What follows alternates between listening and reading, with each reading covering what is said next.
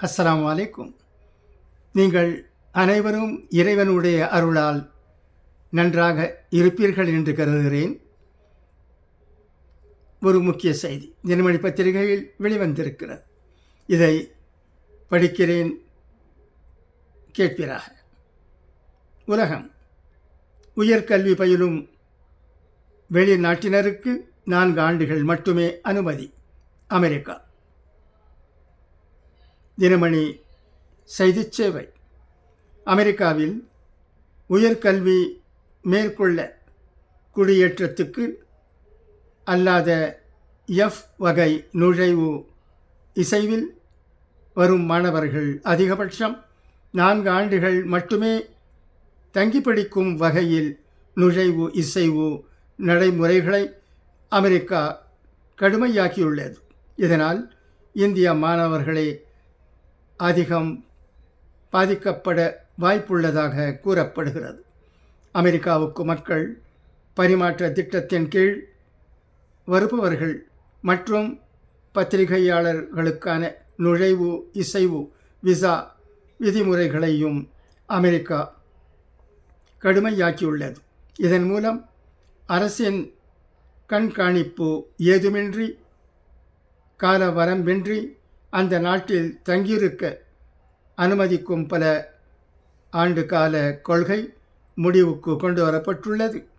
இந்த புதிய விதிமுறைகள் குறித்து அமெரிக்கா உள்துறை அமைச்சகம் வெள்ளிக்கிழமை வெளியிட்ட செய்திக்குறிப்பில் கூறியிருப்பதாவது: புதிய நுழைவு இசைவு விதிமுறைகளின்படி வெளிநாட்டு மாணவர்களுக்கான எஃப் வகை நுழைவு இசைவு மக்கள் பரிமாற்ற திட்டத்தின் கீழ் அமெரிக்கா வருபவர்களுக்கான ஜே வகை நுழைவு இசைவு மற்றும் பத்திரிகையாளர்களுக்கான ஐ வகை நுழைவு இசைவுகளை வைத்திருப்பவர்களுக்கு குறிப்பிட்ட அனுமதி காலம் நிர்ணயிக்கப்பட்டுள்ளது. அதன்படி குடியேற்றத்துக்கு அல்லாத எஃப் நுழைவு இசைவில் அமெரிக்கா வரும் மாணவர்கள் மற்றும் ஜே வகை நுழைவு இசைவில் வரும் பார்வையாளர்கள்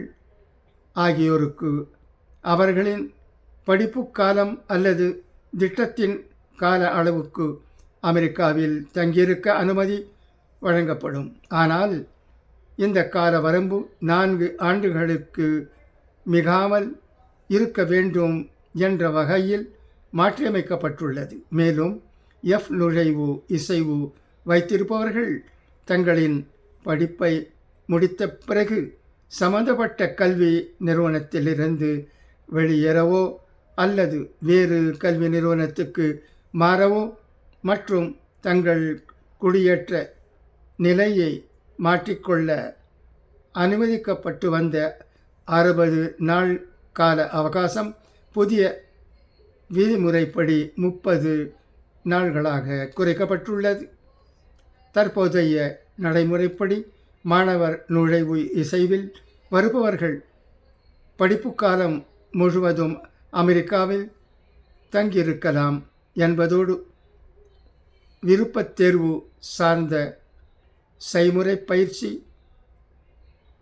ஓபிடி அடிப்படையில் கூடுதலாக 3 ஆண்டுகள் வரை தங்கியிருக்க அனுமதிக்கப்பட்டு வருகின்றனர். இனி அவ்வாறு தங்க முடியாது. அதுபோல பத்திரிகையாளர்களுக்கான நுழைவு இசைவுக்கு தற்போது குறிப்பிட்ட கால வரம்பு ஏதுமில்லாத நிலையில் புதிய விதிகளின்படி ஐ வகை நுழைவு இசைவில் வரும் பத்திரிகையாளர்கள் அதிகபட்சம் 240 நாட்கள் தங்கியிருக்கவும், சீன பத்திரிகையாளர்களுக்கு இந்த கால வரம்பு 90 நாள்களாகவும் மாற்றி நிர்ணயம் செய்யப்பட்டுள்ளது என்று தெரிவிக்கப்பட்டுள்ளது. இது குறித்து அமெரிக்கா உள்துறை அமைச்சர் மார்க் வெயின் மல்லின் கூறுகையில், பல ஆண்டுகளாக வெளிநாட்டு மாணவர்கள் கால வரையின்றி அமெரிக்காவில் தங்கியிருக்க அனுமதிக்கப்பட்டு வருகின்றனர். அமெரிக்காவை விட்டு வெளியேற வேண்டிய சூழலை தவிர்ப்பதற்காக தொடர்ந்து பல்வேறு படிப்புகளில் சேர்ந்து ஆயிரக்கணக்கான வெளிநாட்டு மாணவர்கள் அமெரிக்கா குடியேற்ற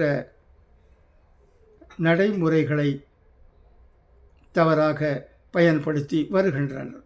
தற்போது இந்த நுழைவு இசைவுகளுக்கு தெளிவான வரையறுக்கப்பட்ட கால அளவை நிர்ணயம் செய்ததன் மூலம் வெளிநாட்டினரை முறையாக பரிசோதித்து சரிபார்த்து கண்காணிக்கும் திறனை அமெரிக்கா மீண்டும் நிலைநாட்ட முடியும் என்றார்.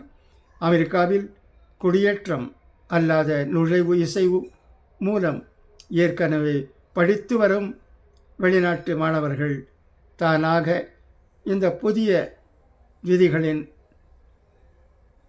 சூழ்கொண்டு வரப்பட்டு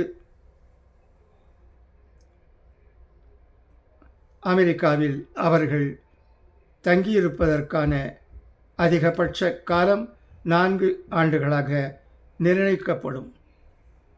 படிப்பை முடிக்க கூடுதல் அவகாசம் தேவைப்படும் மாணவர்கள் அமெரிக்கா குடியுரிமை மற்றும் குடிபெயர்வு சேவைகள் அலுவலகத்தை தொடர்பு கொண்டு அமெரிக்காவில் தங்கியிருப்பதற்கான கால அவகாசத்தை நீட்டிக்க அனுமதிக்க கோரி விண்ணப்பத்தை முறைப்படி சமர்ப்பித்து அனுமதி பெற வேண்டும் என்றும் அமெரிக்க அதிகாரிகள் தெரிவித்தனர்.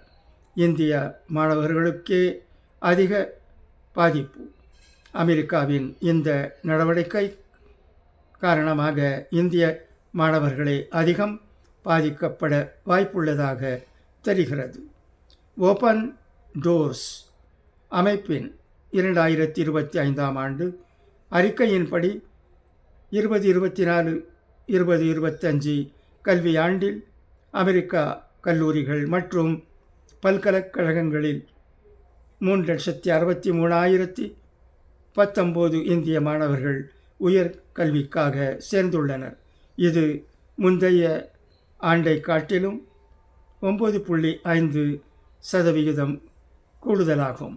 அதுபோல அமெரிக்காவில் படிக்கும் ஒட்டுமொத்த வெளிநாட்டு மாணவர்களின் எண்ணிக்கையில் இந்திய மாணவர்களின் பங்கு மட்டும் 31% இவ்வாறு தினமணி பத்திரிகையில் வந்திருக்கும் இந்த செய்தி அறிக்கையில் கூறப்பட்டிருக்கிறது. அமெரிக்காவிற்கு செல்லுபவர்கள் படிப்புக்காக இருந்தாலும் சரி, வேறு எந்த விஷயத்திற்காக இருந்தாலும் சரி, சட்ட திட்டங்களை சரியாக புரிந்து கொண்டு அதன்படி செயல்பட வேண்டும் என்று விஷயமறிந்தவர்கள் கூறுவதாக தெரிகிறது. நன்றி.